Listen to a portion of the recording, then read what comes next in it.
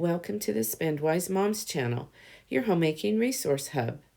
Today I opened my small freezer and realized that it needed some attention. I've been busy lately and have just shoved things in the freezer. I wasn't even sure what was hiding under the mess. Our environment can influence how we feel about ourselves, so instead of opening my freezer and allowing negative thoughts to creep in about the mess it had turned into, I decided it was time to organize it so I could feel peaceful each time I opened the freezer. I love taking before and after pictures to see the difference. It brings a lot of satisfaction to see the improvement.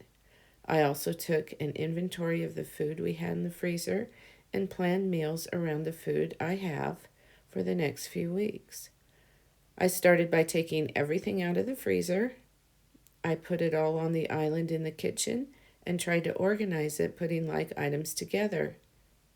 I took out food to use for the next week, put a few things in our large freezer in the garage, and then organized what was left. I put the meat together, the vegetables together, etc.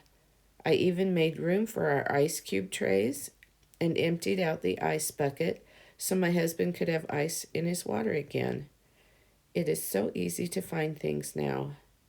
Next, I took out all of the stuff on the freezer door.